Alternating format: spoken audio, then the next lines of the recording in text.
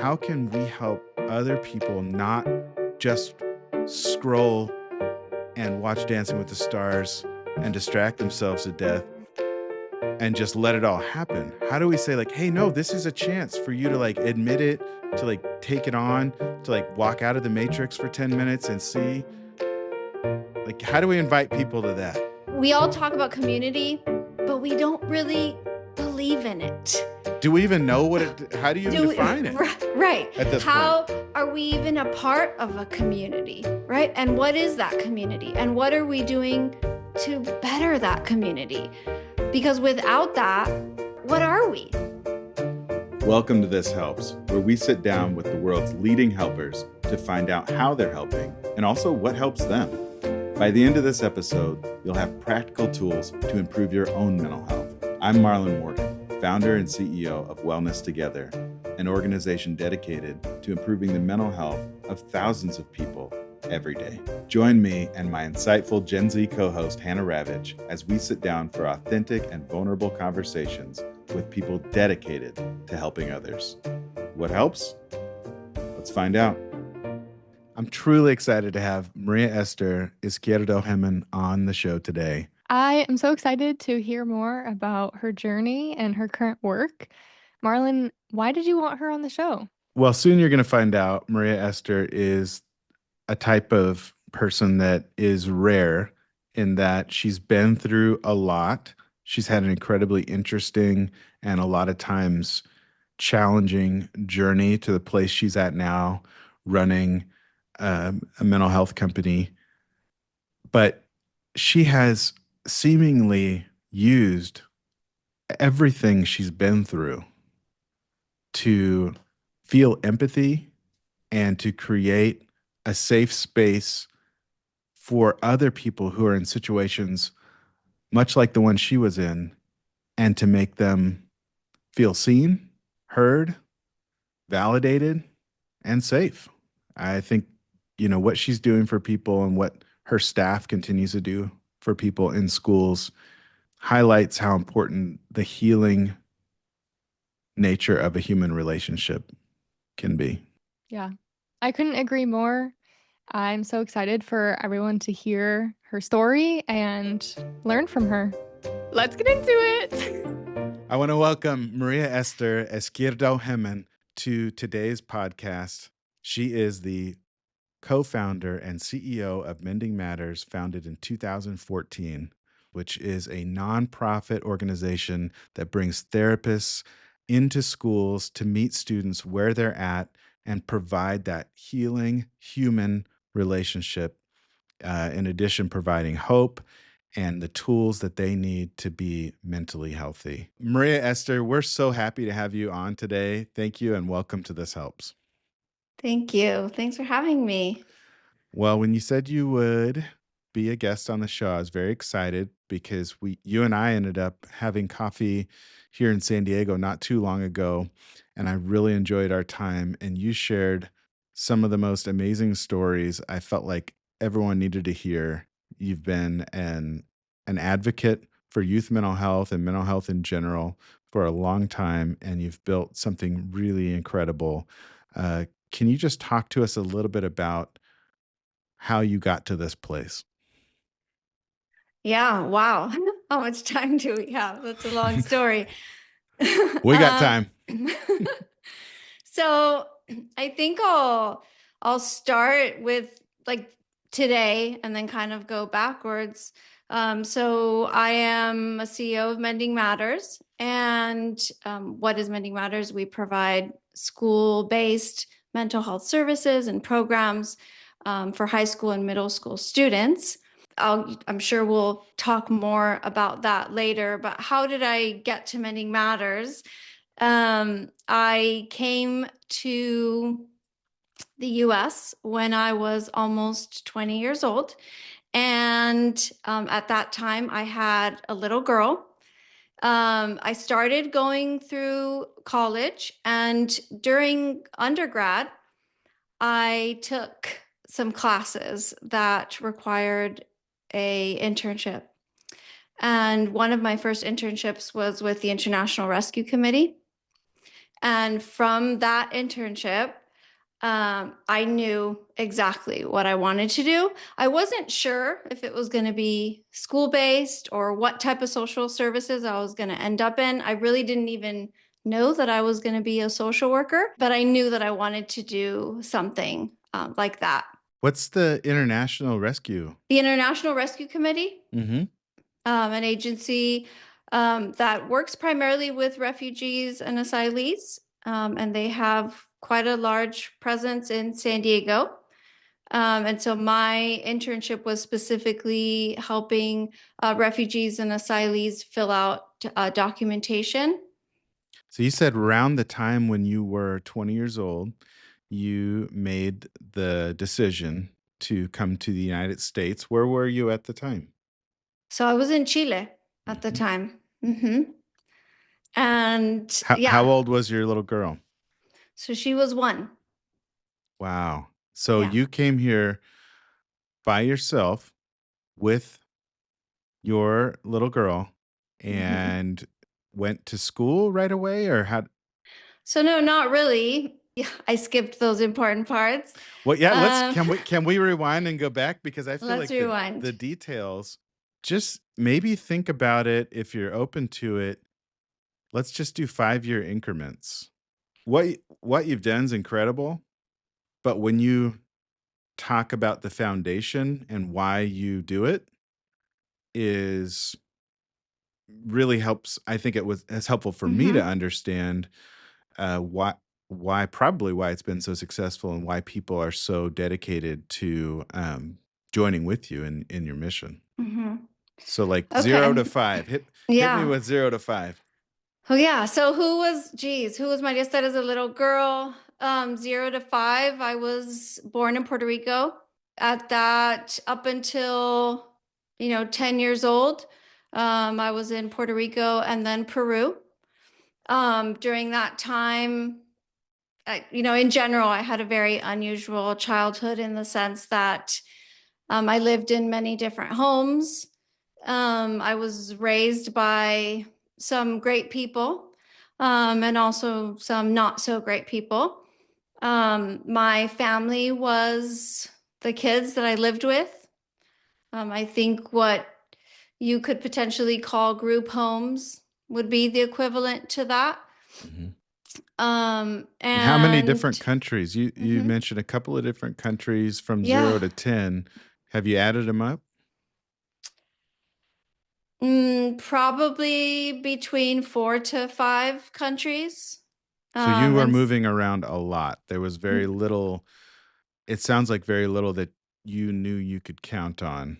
yes, I mean, very, very little stability. I think the most stability that I had was that somehow I continued to move around with other kids who were also moving around. Mhm. So as I think of some of my childhood friends, we were in Peru, and then 2 years later, you see yourself in Argentina, and it was the same kids that I had seen in previous years. I'm honestly like, I think about that and I'm so grateful because they were the ones that, I mean, you grow up with, right? That teach you things, but we were our own adults in a way, So you right? were sort of reunited and could tell the stories of where you had been a few years before that and catch up with each other? Like in different countries. Yeah. Yes. Yeah. So it really is, I I would say that none of us planned for that to happen. We didn't, at the time, there was no email, there was Mhm, no mhm, cell phones. We didn't write, we didn't know how to send each other letters until later when we were teenagers. mhm. So it really was just, by luck that many of my friends we would reunite with in other homes and in other countries. So the familiarity that you did have was through sort of the siblings. Would you call them siblings? I mean, yeah, they were family. Mhm. Yeah, many of them. Are you still able to stay in contact with any of these kids today? They're now adults. Unfortunately, many of them have passed away actually, just due to life circumstances and personal choices. So I've had to say goodbye to a lot of them. Some of them are here, and I know that one day if I can get in touch with them, I will. It's just sometimes people are hard to find. MariaEsther, thank you so much for sharing that part of your upbringing with us. I think that there's there are probably very few people listening that can really know what that feels like. And I know that a lot of times as kids, whatever happens to us, we just think, "Oh, this is normal. This is the only thing I've ever known." Was there a part of that for you? I actually talk about that sometimes with my sisters and how I don't think you realize, that you long for something else, Mhm. but you don't realize the impact I think that it's going to have on you later. You don't quite know what you're missing, but you can feel like something is missing. Yes. Yes. I'll give a story that I haven't really shared before.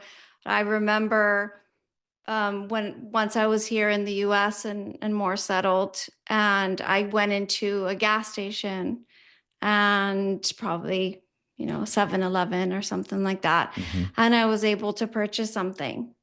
And I remember the feeling of when I was, I think like 10, 11, and I would see people go into the gas stations and purchase things.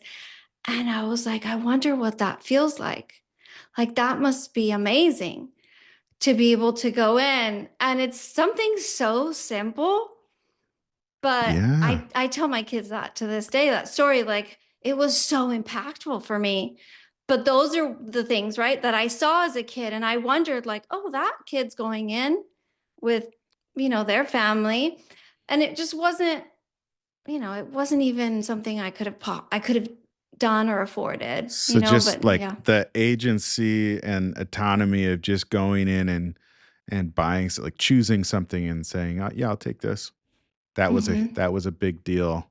Sounds like a Yeah, huge moment when you it was. realized, Wait, I didn't have this. This seems normal to everyone else, but not to me." Yeah, it was. And I mean, that's just, an example. And, the emotional pieces, of course, are, deeper Right. than things that you can purchase. But it just still shows, like, it reminded me, the little girl in me Mm. remembered that. Of course. Wow.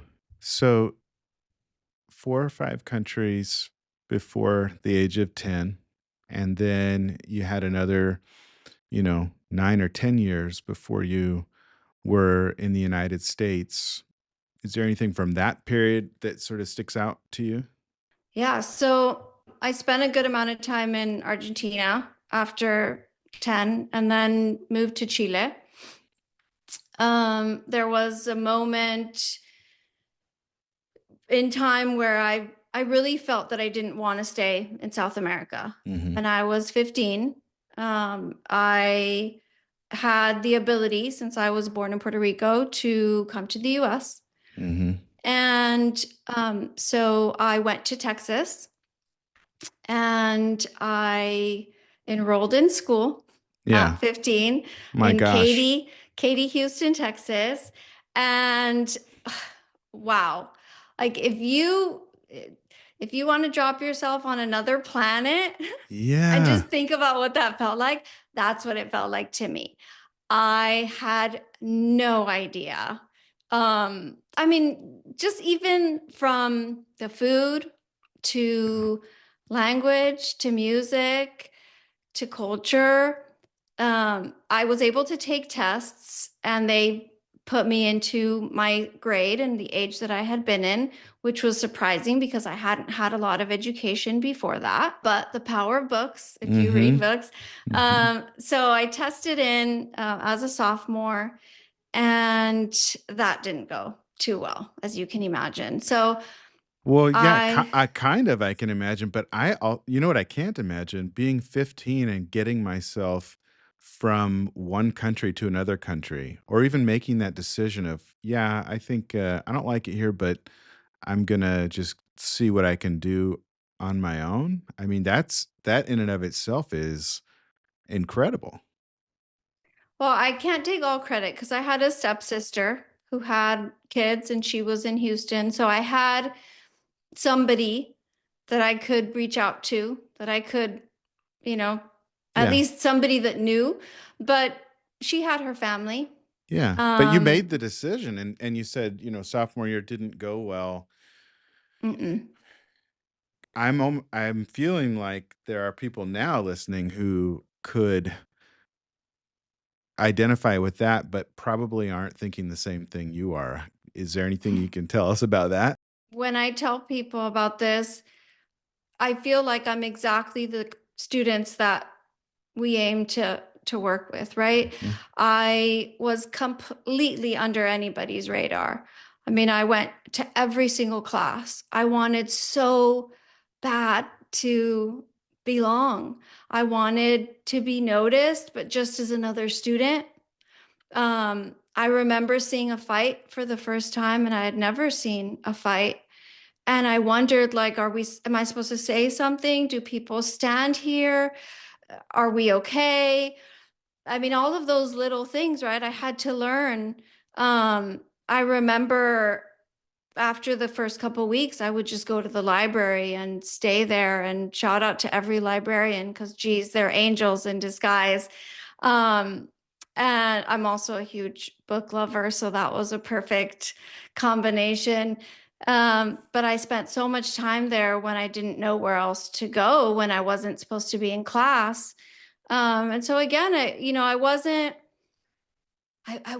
being noticed as, she's absent all the time, or, oh, she's getting into trouble, or she's skipping class. Mhm. Um, but I wasn't doing well because I couldn't understand. I didn't understand what the expectations were. Um, I knew that this couldn't be it, right? Yeah. Yeah, The that you sense were of missing belonging. something. Okay. Yes. Well, Yeah. you kinda got at that earlier because you said, "I wanted to be noticed, but just as another student." So there's almost like a push-pull there. Hmm.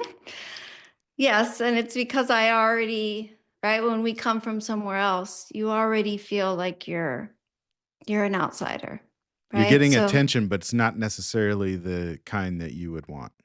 right, right. Yeah. Hmm.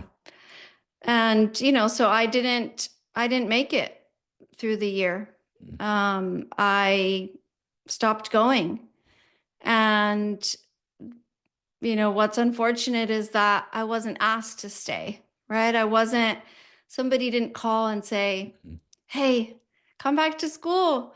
We need you here. You're going to be somebody, or you can be somebody, right? There wasn't an adult relationship at the school that someone noticed and then kinda followed up with you that when you stopped coming. No, no. And I mean, for anyone who doesn't have either, whether parents are working multiple jobs and aren't able to do that, or maybe you don't have a family to do that. In my case, it was the latter. And yeah, the one phone call I got was to return my math textbook. I'll Wow. never forget that. Wow. Yeah. Um, and at that moment, I asked, what should I do? And I was told I needed to figure it out. Who's making the just, I don't wanna single out anyone after the fact, but who's making the calls for those textbooks? That seems like a huge opportunity there. I agree. I Just like agree. it's just like some person who works at the school and just their ultimate goal in life is to make sure they have this full set of math books or what? Yeah, I don't know. We could have a whole conversation about that and attendance because that's a huge way to connect with students, right? When you're making those phone calls. If that phone call would have said instead of the math book, We notice your math book's missing, which means you're not here. We want you to come back, come meet with us. How would that have changed things? Who knows? hmm I can't, I honestly can't imagine how different my life would have been truly if I would have stayed in school. Of course, looking back now, I'm grateful for the experiences at my age, but Not to jump too far ahead, Maria Esther, but I have to wonder if this is one of those situations, if your situation is one of those situations where someone who had skills and so much potential and a drive, and let's be honest too, I mean, you're a smart person. I think that has probably continued to be part of what's helped you help others. And I think, it's one of those situations where you see someone who maybe didn't get what they needed, and Mhm. that has resulted in countless people then getting what that person didn't get. Tell us about the work in schools, not to jump too much, like I said, Mhm. forward, but Mending Matters. So you had the idea to start this nonprofit, and were you aware that it was going to be something that would give something that you knew the value of, that maybe not everyone understood the value of at the time?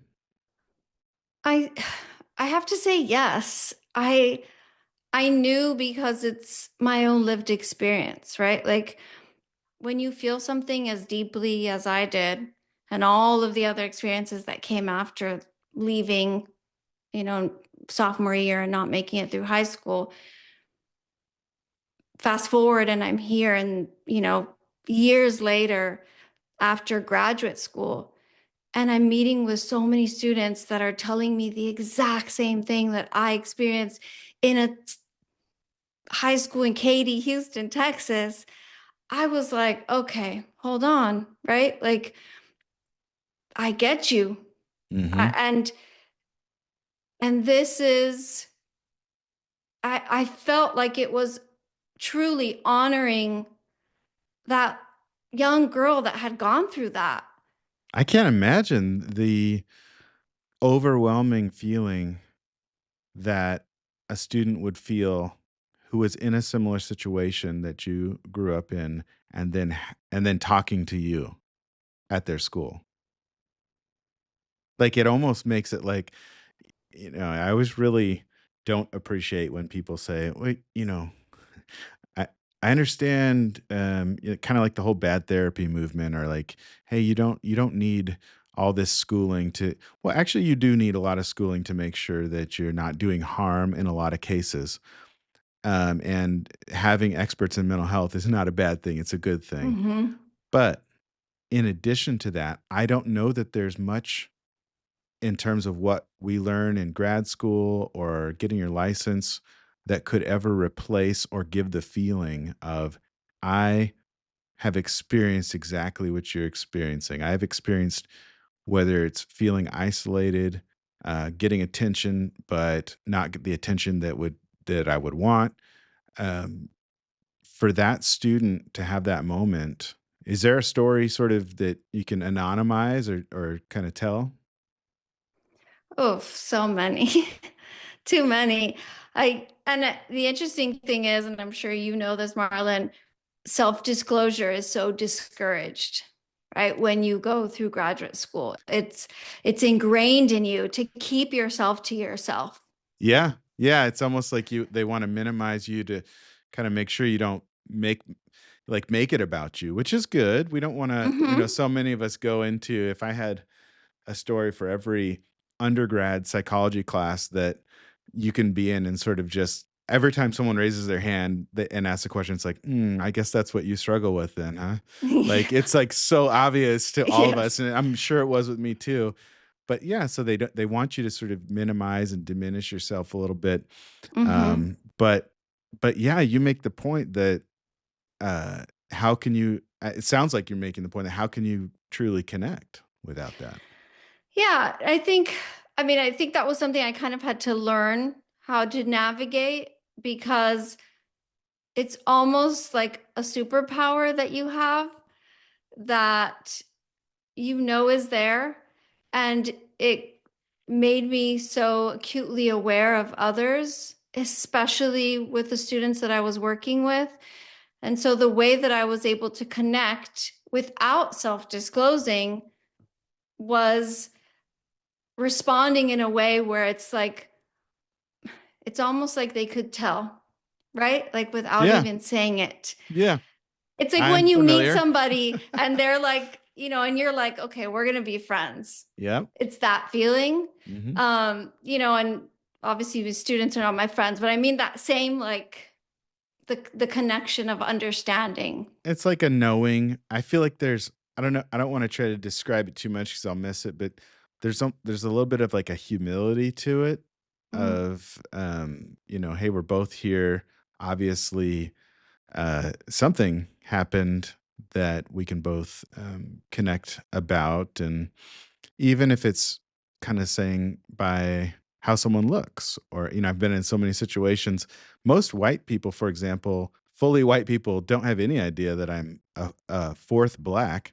But almost every black person I meet's like, hey, I see your melanin. I see those facial features, so it's almost like there's a little bit of an understanding there. But I would imagine, when it comes to a full story, like, what are the little things that come out? How do you think they know? I think, oof, I think it's in the way that you respond. I think it's in the way that um, I would advocate.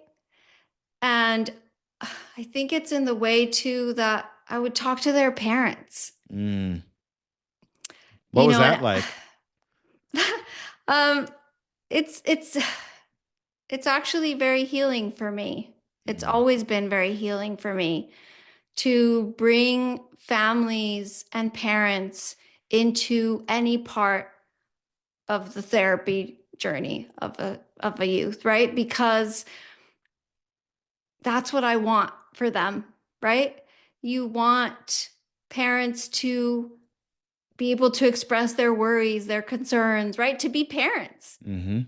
And so without knowing it, every single student I have ever met with, now I don't get to meet with them in person, but they were also healing me, right?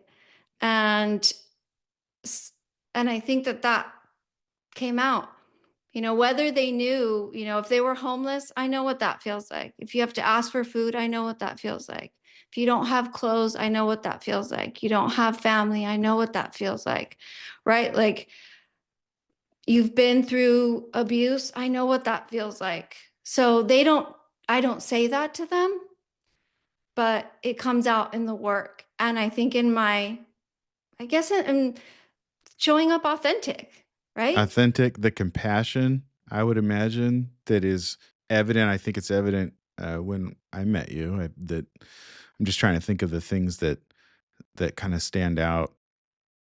There's a realness there that's sort of not about you or the person, it's more about just the connection that we're making, or the time that we have.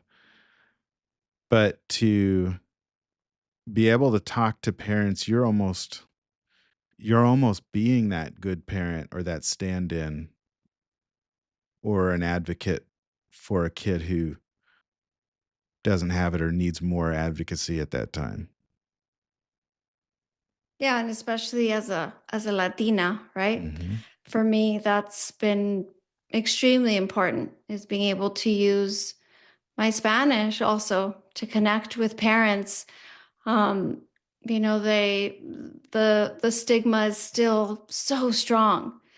Or the idea that perhaps you just take a nap or sleep it off and my child will be better. And so just being able to normalize that too, to say, I'm a mom and this doesn't mean you're wrong.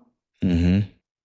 You're like normalizing and validating just by being in the room and making it a safe environment. And to know and to be sort of inspired by or driven by a feeling that you know, that you personally know,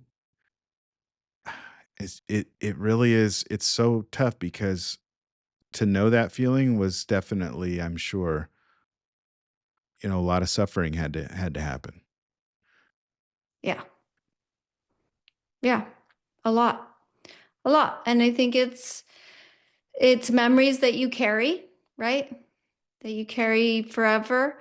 But truly, I mean, I wouldn't have started Mending Matters without it, right? Like I just wouldn't have had this hunger Mhm. to do something had I not experienced that and then seen that it's still continuing, right? That's not to say that others can't find inspiration, but I think I truly think that I wouldn't have gone down this path of helping had I not experienced that myself. It takes a lot of grit, inspiration, being able to inspire others.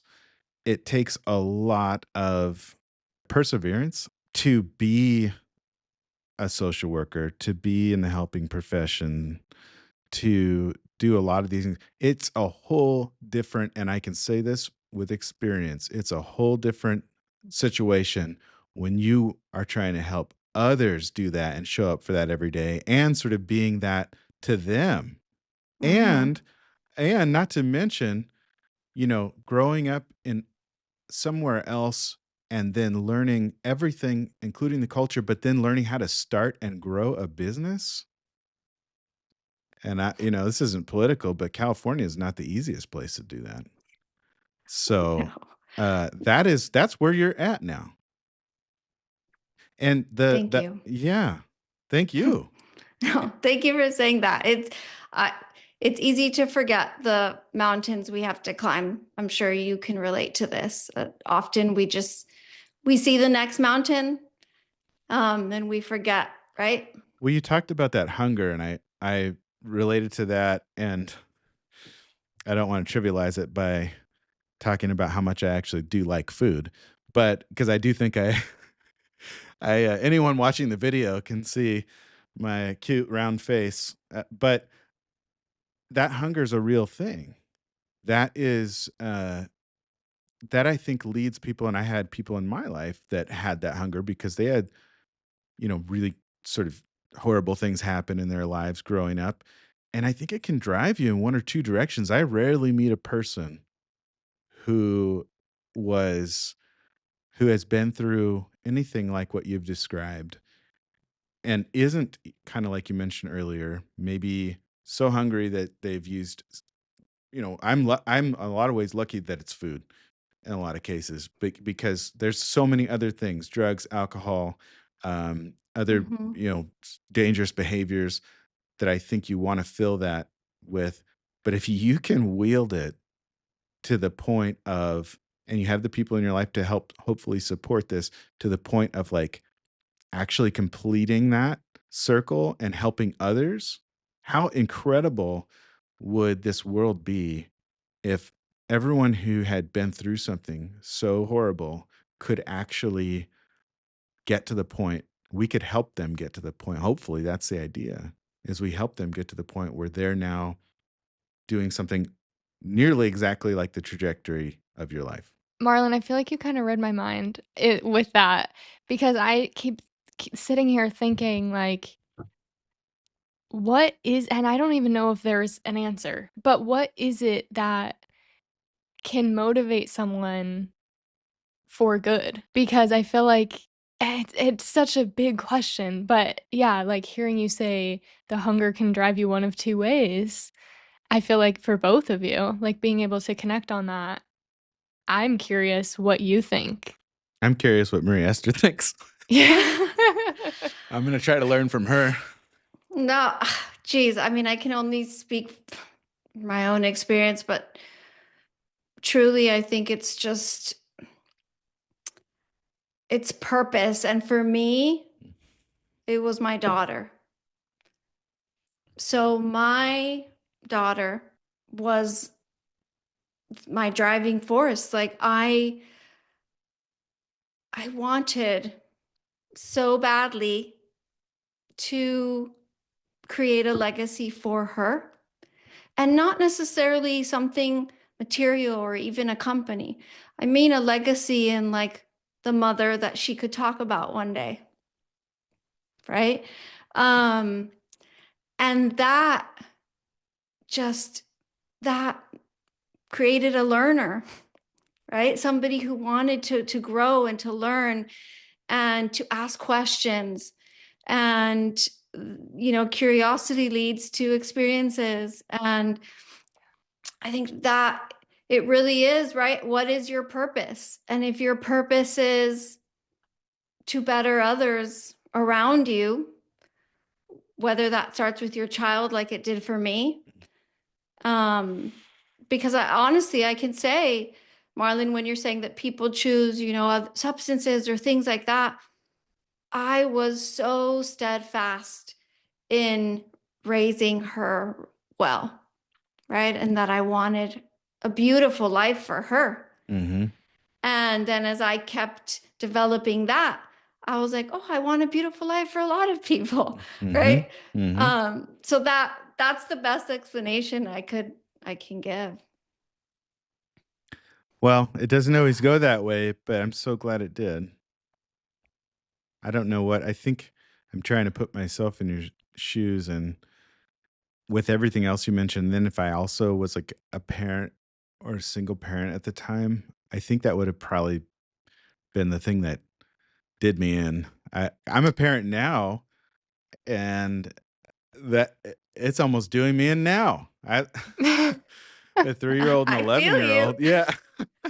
But I don't know. Maybe just so you had like good like a lot of energy because you were younger or something. I have to imagine, but still being able to make sense of your situation, make it better for you, for your daughter at the time, and then not stop there, but you continue, like I said, continue to inspire people and make it better and be in places where you can do that. Pretty amazing. Thank you. There was many, many, many no's though. Talk about that. I think I don't I get what you're saying, but I'm not sure everyone does. Yeah, I mean, I think in everything, right? Like I'll even in college, right? All of the no's that I got because my papers were terrible, because I didn't really know how to communicate a thought very well in English, right?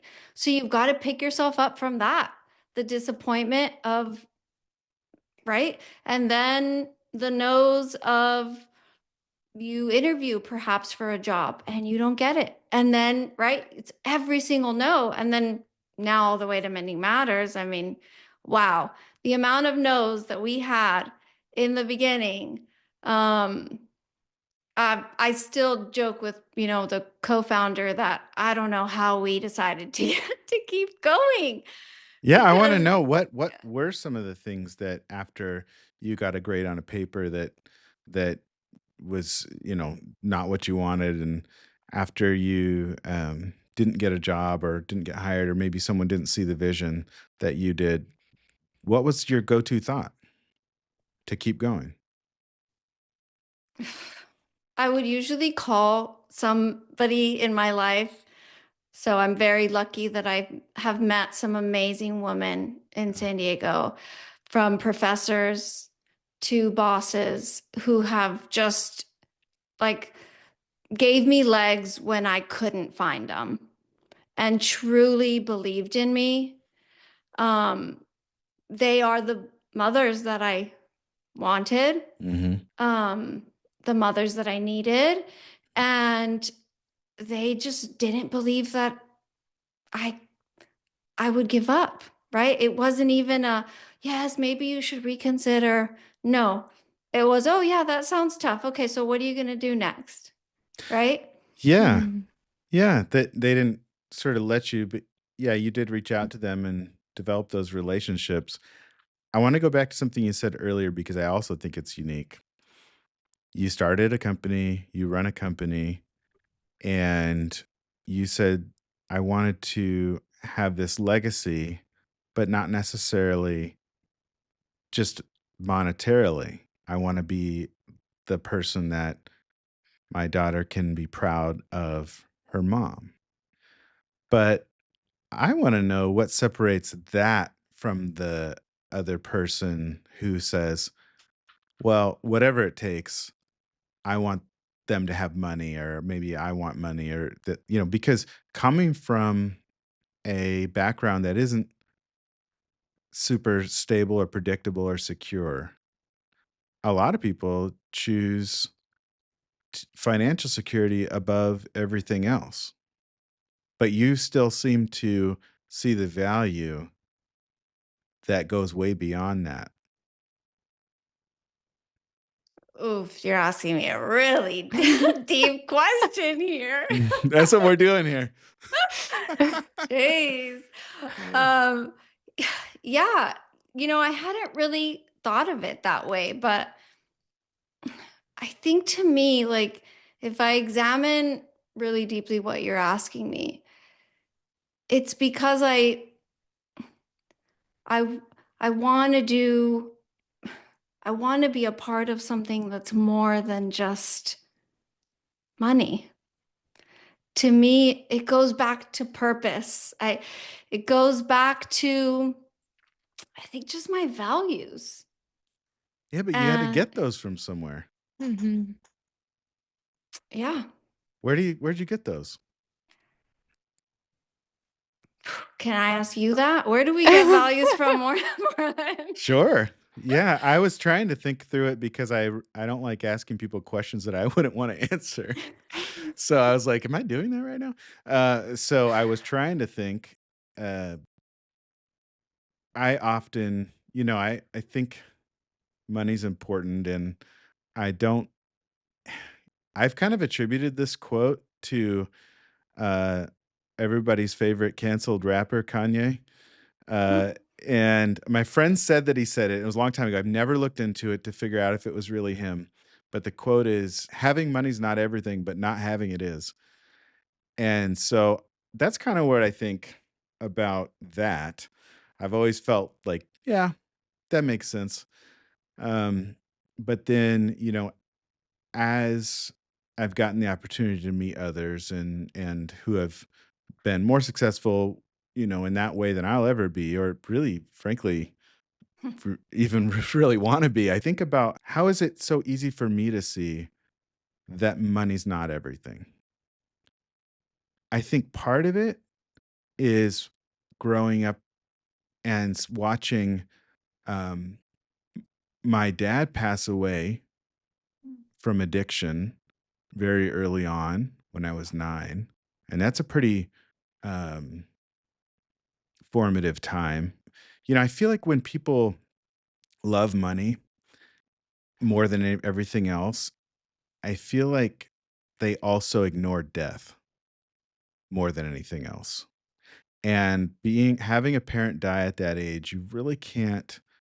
I mean, it's I don't know if you can't, but it certainly makes it harder to ignore the reality of death, because if that can happen, then anything can happen. And my mom got really sick after that and she almost died. So that was like, okay, well, I know this about life. It doesn't last forever. And whatever you do, you should be always try to be doing something meaningful and that you want to be doing, because you don't know. And not in a morbid, like scared to die all the time. In fact, I think it made me less scared to die because it was kind of like, well, uh, let, let me do my best while I'm here, because it's going to happen to everyone. But I think so. It's weird because it's like, did it come from like pathology, or did it come from like a really early realization that don't live for something you can't take with you, because we're all Yeah. leaving. Yeah, that's so interesting that you say that, because so much of what you're saying is related to loss. Yeah. And so I wonder if also part of that is because that things happen regardless of whether you have money or not, right? Yeah, you could And so what lose. are you going to spend your time doing? Well, Yeah. money's the easiest thing to lose. So I feel like you could build up a pile of it, and what are you going to do? Just fight forever to keep it, and then one day realize, like, okay, well, I guess it's my time. I'm Mm-hmm. glad I have this pile of uh, ones and zeros exist in a computer somewhere. Yeah. But you didn't really live, right? No. Yeah. Yeah. Yeah. So I wonder also, I mean, you're making me think, like, I wonder if some of the values and like that drive is because I also saw I had to say goodbye so much, right? Mm, And so much loss and grief is constantly surrounding you. hmm And so that sense of, I want to live a life that has purpose is more front and center because you maybe in my subconscious, I'm like, because I don't know how long this is going to be. Well, Right. yeah, but it seems like it's truth, and it's made you better. And so much of what our goal is to get enough money to avoid pain, avoid as much loss as we can.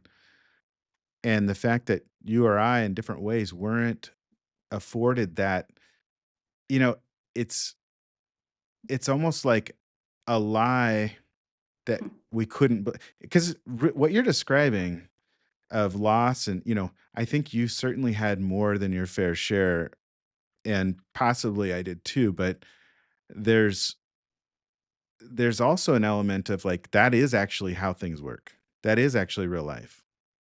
And we just had to figure it out sooner and Mm. not let it overtake us like a tidal wave, and keep fighting and swimming through it, and be like, well, at least I can be swimming when when Mm-hmm. the wave hits. Uh, so maybe that was like a sense of, like, well, here's what I can do and what I might be able to control in the moment.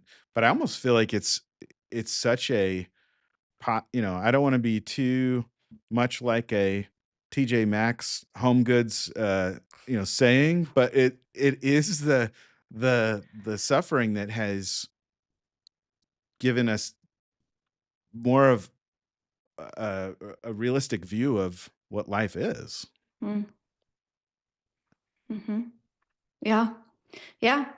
I mean, and also given us the ability to figure out what tools we need to get through it. And that, Right. oh, that you would even need any. Yeah. Like, Yeah. Cause I mean, I talked to some people and, they're just, never, they didn't even get on a surfboard, much less a kayak or a canoe. And here we have like built ships and yachts, right? Like, and a yeah. canoe and a kayak. And, Yeah.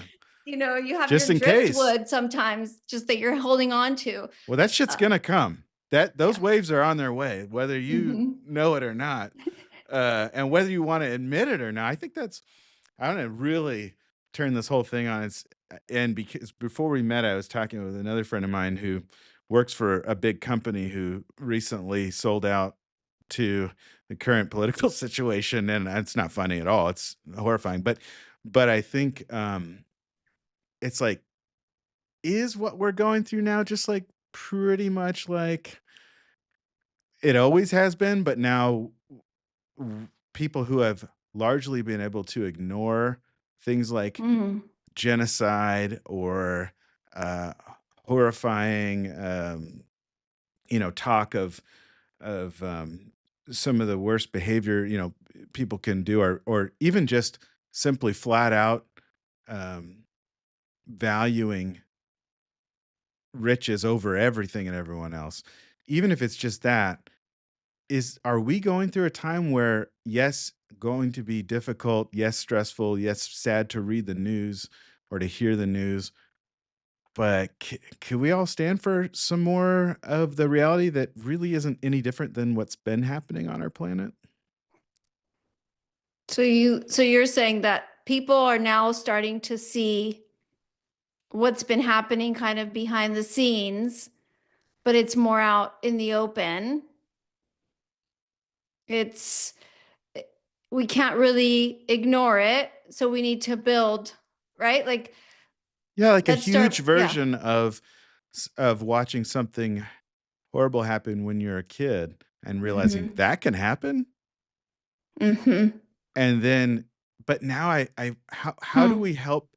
How do we, because I feel like if anything, this could be a time where someone who has already had to come to grips with some of the horrors that can be experienced in this life, how can we help other people not just scroll and watch Dancing with the Stars and distract themselves to death and just let it all happen? How do we say, like, hey, no, this is a chance for you to like admit it, to like take it on, to like walk out of the matrix for 10 minutes and see? Like, how do we invite people to that? I love that you're asking that question because that's something that I've been talking about the past couple months is how do we go back to this? We all talk about community, but we don't really believe in it. Do we even know what it, how do you even Do we, define it right. at this point? How are we even a part of a community, right? And what is that community? And what are we doing to better that community? Because without that, what are we? You didn't realize you were going to have to do a therapy session for me today, did you, Maria Esther? Because you are. I mean, just you bringing up community just now, that was the furthest thing from my mind. I was just genuinely drowning in the problem. And you just bringing up the word was like, oh, that's right. We're not doing it alone. I mean, we can't. I tell this to my team all the time. I'm like, we are all that we have, but what that should be an empowering thing. That should not be, uh, oh my goodness, doom, right? I tell this to my kids too. Like, what are we, right? We see all this, just like what you're saying, but if we just scroll through it and read it, we're gonna just fill ourselves with despair. Yeah. Completely. But I know that there are ways through this, but that is by being with other people. That's by connecting with other people. That's by having conversations like this. I don't think that could have been better said. I'm going to take this with me. Wow. I don't want this to end. I really appreciate your hope and how you've allowed your experience to even get to this point today. I'm not a very easy person to help, Maria Esther, but you've done it. You help a lot of people yourself, sir. So I appreciate you, and I appreciate you even taking the time to, and be vulnerable. And you talk about self disclosure. A lot of people are going to hear this and see someone who's been through incredible amount of adversity, and at this point in time you're able to continue helping others and reminding us of community and reminding us of how important our relationships are, and that it's not a sad thing to to live a deep meaningful life in connection with others. It's actually the only thing. thank you. Thank you for having me. I just want to add that with with the students that we see and that we meet now, right? That have similar experiences to mine and even to yours, Marlon, they can also get to this place, right? As long as they have people who believe in them and who listen to them. Like, would I have wanted, honestly, to have lived some of the experiences that I did? No. But I think that if we give students, if we give young people belief, right? Like trust and all of that good stuff, then they also can get to this place, right? To whatever place it is that they want to be at. We can sort of help them grow. Putting more hope in to this conversation is not a bad thing. And you've also given a very clear way to do it. And that is for those of us who can, to sort of water the garden, or, um, help along, even if it's just one person that you choose, a younger person who's maybe not um, feeling recognized or seen or loved, or particularly skilled or hopeful about their future, if you can connect with them, and that is, I think, where you and I are very aligned. Maria Esther, I wish you the best in what you are doing with Mending Matters and in all of these schools. I've definitely heard nothing but amazing things about you and about the programs. And these are people that I love and respect, and they have nothing but love and respect for you. And I'm also so thankful that we are now working together on and able to talk to each other and walk through this. Thank you. Thanks so much, Marlon. I appreciate you so much. Same. Okay, we'll talk to you again. Okay, bye. Bye. Welcome to Marlon Helps, or at least tries. This is a new segment, essentially a Q&A. I will be asking Marlon questions, Marlon will be answering the questions, and we hope it helps you.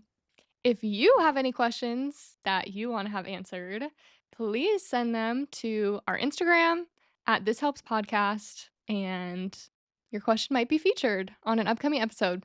Just a quick note before we dive into our Q&A session, Marlon is a licensed therapist, but what we discuss here is not therapy. It's a conversation about connection, growth, and ideas. Any insights shared are general and should not be taken as personal mental health advice. If you're struggling, please seek support from a licensed therapist, doctor, or qualified expert. I can say anything now. How much do you think it would cost for us to pay for the rights to use the Frasier theme song before this segment starts? What if we just said, here's the thing, I don't think we have to pay for it, because if you say tossed salad and scrambled eggs, like, I'm sure that's not copywritten, but everyone's going to know you're talking about Frasier. Every older person, and what I mean by that is middle-aged person like myself, who got advice from Fraser Crane's fake set to make it look like it was in Seattle. Who knows how he ended up in Seattle after being in Boston for all that time in Cheers. Shout out 90s sitcom. Go ahead, Hannah, ask your question. During the conversation we just had. Wait a second. I say all that in addition to your disclaimer so that people know for sure that they should not take what I have to say as genuine medical or psychological advice. Go on. Great. Thank you. Thank you for the clarification on that. Something that came up during this conversation with Maria Esther was purpose. And you and I have talked about that a little bit, but I'm curious for your take on if someone is struggling to find their purpose, what would you tell them? What do they like about the world? What do they not like about the world? And what do they think needs to change? And then match that up with the abilities or even the vision that they might have for themselves, or the potential that maybe they think they have or someone else has said they had. What's a small way you can sort of start to even those two things out? What you necessarily don't like about the world, and what you want to see changed, what you want to see different. You only have a short amount of time here on earth, and a lot of finding your purpose starts with admitting that. So you're really not going to be able to ask those bigger questions, those why questions versus those how questions. How questions are easy. How do I get a job? How do I make enough money? How do I meet someone? But why would I do any of that is a much scarier question. It's a question that needs to be asked alone of yourself, and it needs to be asked with other people, people that you trust, people that you like for whatever reason you like what they're doing, or you might want to do something similar. So I think finding community first can be really helpful, and then kind of talking it out, processing it out with how you think you might be able to contribute to the world in a positive way. I mean, I learned in elementary school, adults around you ask, "What do you want to be when you grow up?" And I feel like that question, it's interesting to like continue asking that question as you get older because I feel like it could be a stepping stone to purpose, finding purpose. Do you think that everyone has a purpose? I think everyone can have a purpose. And I think whether you know what your purpose is or not, you're serving a purpose. And if you don't focus on and think about what you want your purpose to be, I think there are a lot of other people who will gladly make your purpose theirs. I know you kind of touched on it, but what is the first step that you could give someone to finding their purpose? You have to be brave enough to look at some objective truths about life. You have to admit that whatever happens after this life, people have faith, but they don't really necessarily know, and that you might not ever know. So you have to think about what you can really do while you're here in this very moment, because that's all we have. What do you want to be found doing when it might come to an end? It's interesting, but I think only by going through the darkest possible reality is the only way that you can actually create or see what you want your purpose to be. Because it all starts with the fact that, as far as we know, we're currently alive and have some agency over the next thing that we do, the next person we talk to. So just to start at the beginning, be brave enough, have the courage to admit that maybe it really doesn't matter who wins the game tonight.